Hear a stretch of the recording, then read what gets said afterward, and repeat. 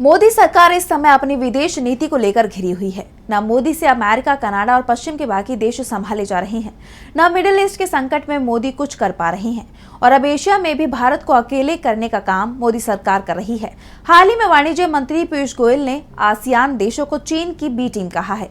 इसके साथ ही इनके साथ व्यापार समझौते पर भी सवाल उठाए हैं।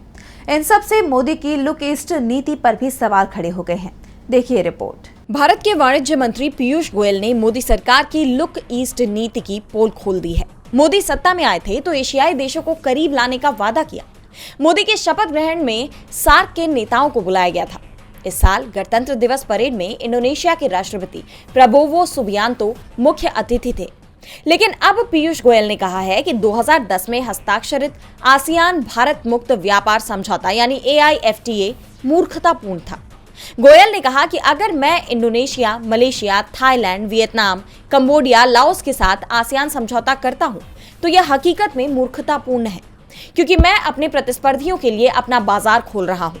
गोयल ने कहा कि ये ब्लॉक चीन की बी टीम बन गया है।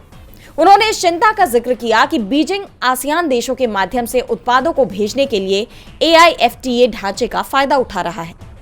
गोयल के बयान पर कांग्रेस नेता आनंद शर्मा ने याद दिलाया कि भारत आसियान 6 यानी जापान, भारत, दक्षिण कोरिया, चीन, ऑस्ट्रेलिया और न्यूजीलैंड के पूर्वी एशिया शिखर सम्मेलन का भी सदस्य है, जबकि इंडोनेशिया, वियतनाम और मलेशिया हमारे रणनीतिक साझेदार हैं।